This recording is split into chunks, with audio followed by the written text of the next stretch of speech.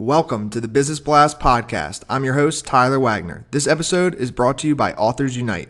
Authors Unite makes the process of becoming a published, best-selling author as simple as sipping your morning cup of coffee. You can learn more about Authors Unite at authorsunite.com. Now, let's jump into the episode.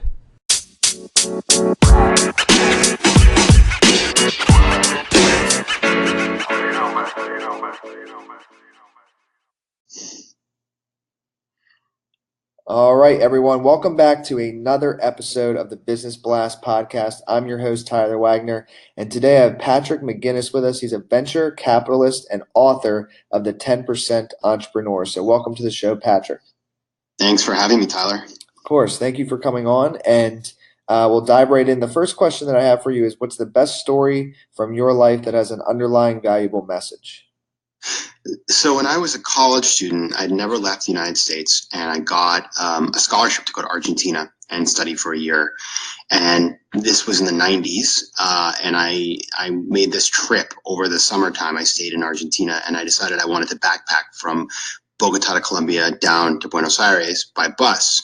And so my roommate and I at the time, the Spanish guy, we got on a plane, we flew to Colombia.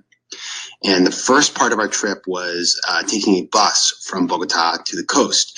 And this was when Colombia was still basically at civil war. It was very dangerous. And in fact, we didn't even tell our parents we were in Colombia because we knew they'd freak out and tell us to leave. And so we get on this bus, and it was supposed to be this luxury bus, but 2 hours after we get on the bus, which is supposed to be about a 15-hour bus ride, the bathroom breaks, the TV breaks, there's dogs on the bus that start howling.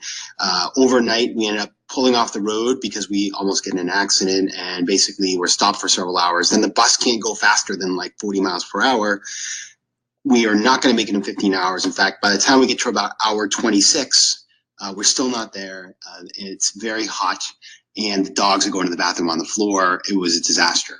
And then there was a strike. The bus couldn't go past the strike line, and they had to stop, and we waited for several more hours. And so finally, when the strike ended, they said, okay, let's all get in and get going, but the bus wouldn't start.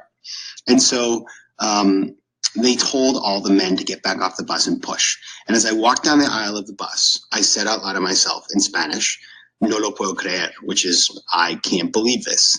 And a woman looked at me, an older woman who was actually dressed very elegantly, like it was her Sunday best, looked at me and said, "Créelo y vivilo," which means believe it and live it. And I remember thinking to myself, like, she's absolutely right. What am I going to do here? You have to just believe the situation you're in. You have to live it. You have to make most of the situation. And so I've always kept that with me. It became my admissions essay for Harvard Business School, and it's something I think about a lot. Thank you so much for sharing that. And what's the most valuable piece of information we should know that's within your expertise or industry?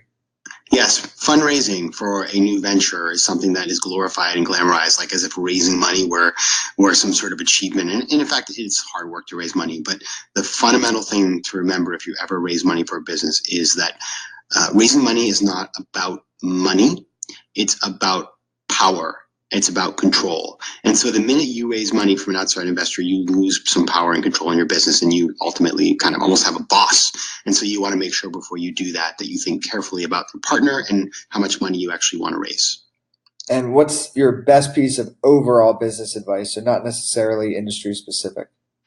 Yeah, so I'm just coming from a conversation over lunch that brought this up, and the advice I have is always get it in writing. And it sounds like incredibly obvious, but let me give you an example. I was talking to a friend of mine who has a partner in the business, and they had spoken in general terms about what each one was going to own in the business, but they never wrote it down, and they never dealt with all the specifics of what would happen under a bunch of scenarios. Well, now months later, they each have a different understanding of what they had agreed upon, and they have it written in no place at all. And I almost did the same thing with a friend of mine where we hadn't written things down. We had different understandings, and I almost lost a friendship and a really great business opportunity because I believed something different than he did. In the end, we came to an agreement, but I really wish we had written it down clearly in the first place. And if you could give your younger self one piece of advice, what would that be? So I was very much, came out of college and I went to work in banking and finance. I came out of business school and I did the same. And I never considered doing things outside of work professionally, investing in things, starting things, getting involved with side projects. I would tell myself to do that because what I found out later on is when my company blew up in the 2008 financial crash is that diversification has incredible value. Also, investing in things that are totally non-correlated to what you do can have great upside. And that's why I wrote my book, The 10% Entrepreneur, which is exactly about how to do that. And so kind of going a little different route, in your opinion, what's the key to happiness? If you can enjoy the little things in life, you will be a happy person every day. If it's everything from the cup of coffee you have in the morning through to the people that you meet and come across, if you can just enjoy those little moments in your day, the big things will take care of themselves. And what's the best book that you've read, and what was the number one thing you learned from that? So I'll say a business book. My favorite business book is Lean Startup by Eric Ries, because it taught me that really anybody can be an entrepreneur and that you can start small and do things with very little money. And I think that's such an important paradigm shift for anybody who ever thought about being an entrepreneur. It's an indispensable read. And what's your favorite quote and why? So my favorite quote is I think it's from England. That's where I've heard it more, is it's good to have more than one string to your bow. The idea being that being multidimensional, doing lots of different things, having a rich set of experiences is valuable. I think so many times we are told you are best to just be good at one thing and focus on one thing. And, for some people, maybe that's enough. But for me, I like to have a diverse set of experiences, try all kinds of different things, and have a life that is much richer than it would be otherwise. Thank you so much for coming on, Patrick. The last question I have for you before we let you go is, where's the best place for people to find you online? So you can find me at my website, patrickmcginnis.com, PatrickMcGinnis. If you go there, you can find all about my book, obviously, and then there are links to my Facebook group, to Twitter, to LinkedIn. And if you go to patrickmcginnis.com/buildyour10, there is a free workbook that will help you get started becoming a part-time entrepreneur today.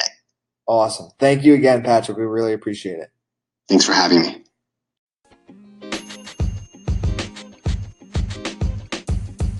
The podcast you just heard was recorded with Anchor. If you want to make your own, download the Android or iOS app completely free from anchor.fm/podcast. That's anchor.fm/podcast.